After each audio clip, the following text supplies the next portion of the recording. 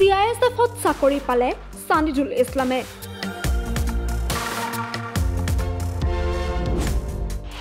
দৰিদ্ৰ মাছমৰীয়া সিদ্দিক আলীৰ পুত্ৰ সানিদুল। মোৰ সৰুৰে পৰা সপোন আছিল যে মই দেশত যাম সেনাবাহিনীত, তো আজি সেইটো সফল হলো।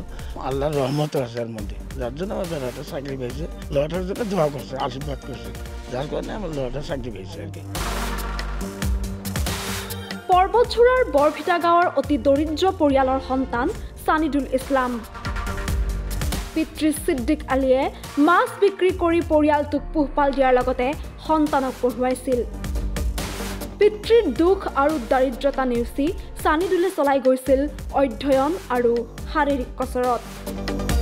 আৰু অৱশেষত বাধা বিঘিনি নেওচি CISFত চাকৰি পালে সানিদুলে। চাকৰি লাভ কৰি সানিদুলে ক'লে, মই বহু দিনৰ পৰা কষ্ট কৰি আছোঁ। 2022 চনত মই এডিআৰই কোৱালিফাই কৰিছিলোঁ অসমত, কিন্তু সেইটো কোৱালিফাই কৰাৰ পিছতে মই সন্তুষ্ট নাছিল, কাৰণ মই আগৰে পৰা সেনাত যাব বিচাৰিছিলোঁ। তাৰপিছত আকৌ SSC দিলোঁ, সেইটোতো কোৱালিফাই কৰিলোঁ। মেডিকেল ফিজিকেল সকলোকেইটা কমপ্লিট হৈ গ'ল, কিন্তু মেৰিট লিষ্টত ওলাই গ'লোঁ। কিন্তু তথাপিও মই ভাগৰি পৰা নাছিলোঁ, কিন্তু শেষ পৰ্যন্ত 2024ত নামটো আহি গ'ল। পঢ়িছিলোঁ মোটামুটি 4-5 মাহ যে মই পঢ়িছোঁ, ভাগৰি যোৱাৰ পিছত মই 8-10 ঘণ্টামান পঢ়া হৈছে, কিন্তু যিমানখিনি ৰেজাল্ট কৰিব লাগিছিল ইমানখিনি মই কৰিব পৰা নাছিল। আমাৰ এইখন ঠাইত বহুত অসুবিধা, ইমান পিছপৰা অঞ্চল। মই অনলাইন কোচিং লৈ পঢ়িছিলোঁ।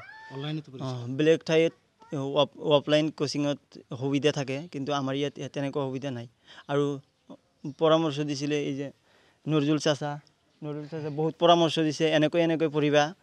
অনলাইন কোচিং দেখুৱাই দিছে যে এইটো চেনেলত ক্লাছ কৰা, আৰু এই যে ইঞ্জামুল কাকা আছে, এই যে তাতে বহুত মটিভেশ্যন দিছে।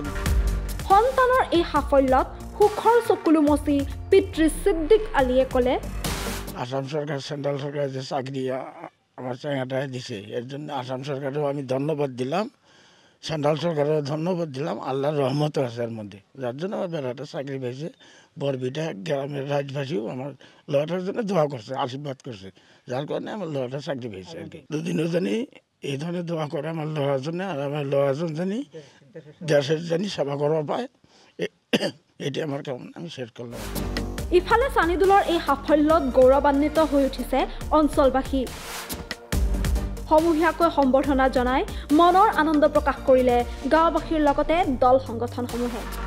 বিশেষকৈ পৰ্বতঝৰা অঞ্চলৰ কাৰণে এইটো আমাৰ এক গৌৰৱৰ বিষয়। মই খবৰটো পোৱাৰ লগে লগে সানিদুলৰ গৃহত উপস্থিত হৈ পেলাই, সানিদুল যিহেতু দূৰলৈ গুচি যাব চাকৰি ট্ৰেইনিঙৰ কাৰণে, তাক উৎসাহ আৰু উদ্দীপনা দিয়াৰ কাৰণে আমি ইয়াত এটা সজাতি দল উপস্থিত হৈছোঁ। আজি সানিদুল আমাৰ কাৰণে এইকাৰণেই গৌৰৱ যে তেখেতে দেখুৱাবলৈ সক্ষম হৈছে তেখেতৰ হিজ ফাদাৰ ইজ ডে লেবাৰাৰ, আৰু ভেৰি বিল' পভাৰ্টি লাইনৰ থকা মানুহ, একেবাৰে লয়াৰ মিডিল ক্লাছ ফেমিলিৰ পৰা আজি ইমান এটা ভাল চাকৰি পাবলৈ সক্ষম হৈছে।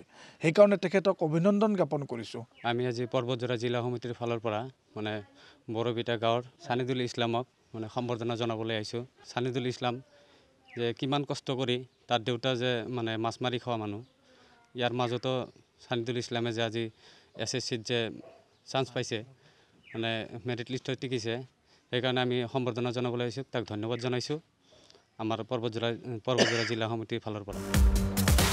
Bureau report, time 8।